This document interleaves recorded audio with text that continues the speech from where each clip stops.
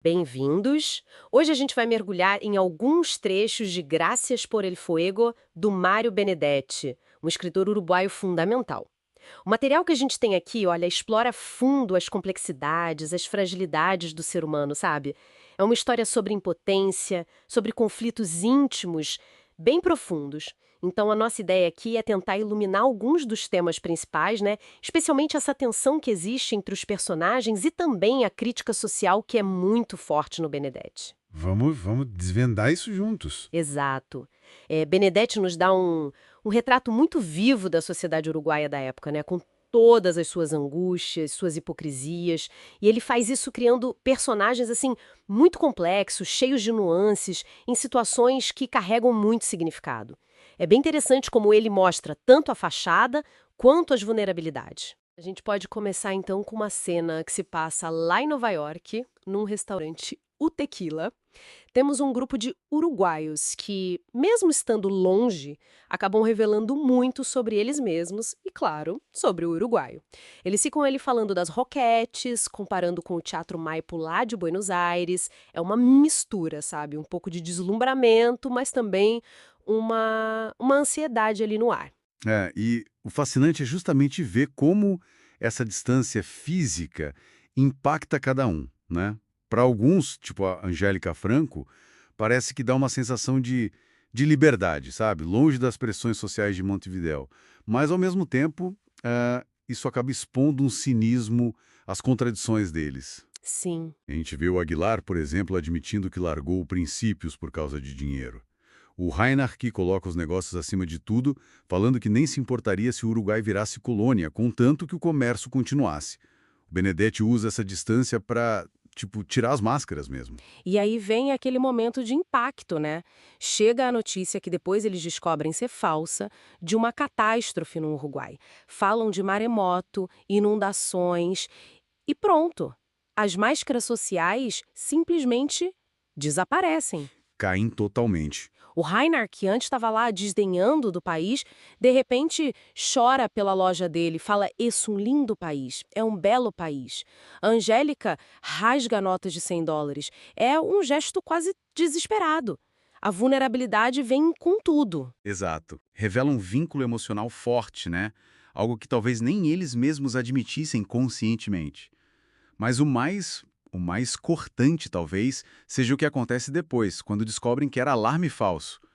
A fala da Gabriela do Petit é, nossa, é brutal. O que ela diz mesmo. Ela fala: convençam-se, somos uma porqueria, nunca seremos capazes de ter uma catástrofe de primeira classe. Que basicamente é: convençam-se, somos uma porcaria, nunca vamos ser capazes de ter uma catástrofe de primeira classe. Isso resume uma crítica muito, muito ácida à apatia, talvez à mediocridade que o Benedetti percebia ali. E lembrando, né, ele escreve disso nos anos 60, um período de tensão crescente no Uruguai. Essa crítica sua quase premonitória. E essa sensação de paralisia, de hipocrisia que a gente vê nesse grupo em Nova York, ela parece que ecoa de um jeito ainda mais profundo no conflito central da obra, né? Que é a relação do Ramon Budinho com o pai, o Edmundo, o Vierro. É uma dinâmica muito carregada. Desprezo, poder e uma sensação de impotência que esmaga o Ramon. Sem dúvida. O Edmundo Budinho é a própria personificação do cinismo, da manipulação. Benedetti usa ele não só como antagonista direto do Ramon, mas como um símbolo de como o poder se justifica, né? Olha só a visão dele sobre democracia. É revelador. Democracia para ele significa boa propaganda. Para mim, democracia é isso aqui.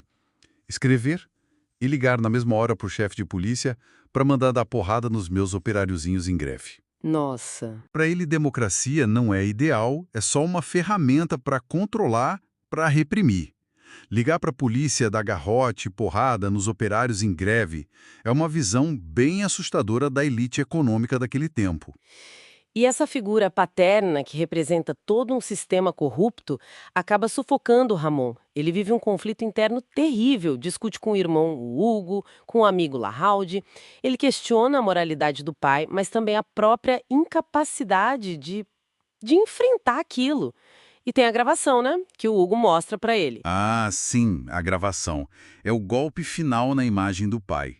Né? Ali o Edmundo confessa subornos para quebrar a greve, para trair os sócios. É a confirmação da podridão toda. E essa convivência, essa percepção clara do cinismo do pai, leva o Ramon para um lugar muito sombrio, né? Começa a surgir aquele pensamento recorrente, quase uma obsessão. Isso, tenho que matá-lo, tenho que matá-lo. Ele fica repetindo isso para si mesmo, sabe? Em momentos de solidão, de angústia profunda. É uma ideia muito forte. E parece que vai além do desejo literal de matar, né? É quase uma metáfora para a necessidade desesperada de romper. Romper com essa influência paralisante do pai e de tudo que ele simboliza. A corrupção, a hipocrisia, essa falta de escrúpulos toda que marcava aquela sociedade. Exatamente. Essa ideia do parricídio, de matar o pai, se conecta de forma simbólica com a impotência coletiva que o Benedetti está explorando na obra toda. Seria um ato extremo, quase um ritual de purificação, como até é sugerido no começo do livro. Só que a tensão não se resolve com a morte do pai. A tragédia se inverte, né? Como assim? O Ramon, se sentindo incapaz de matar o pai ou de realmente romper com aquele sistema, acaba se matando. Ele salta da janela do escritório do próprio Edmundo. É trágico. E as cenas finais são desoladoras, mostram o Edmundo completamente destruído, depois da morte do filho, repetindo sem parar: não valia a pena, não valia a pena. E enquanto isso, a amante dele, a Glória Caselli, o abandona.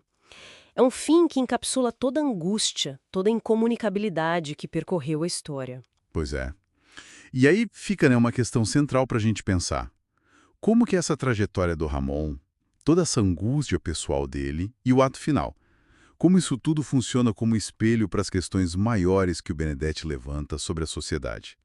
Essa paralisia diante da opressão, a hipocrisia como um modo de vida, sabe? A dificuldade imensa de conseguir uma ruptura de verdade com essas estruturas viciadas. É uma pergunta que fica mesmo ecoando e nos leva de volta para o título, né? Gracias por el fuego. Diante de tanta destruição, de tanta desilusão, tanto pessoal quanto coletiva, que fogo é esse pelo qual se agradece? Será que é o fogo da própria dor, da consciência, da impossibilidade de ficar indiferente? Fica aí a provocação para quem nos ouve pensar.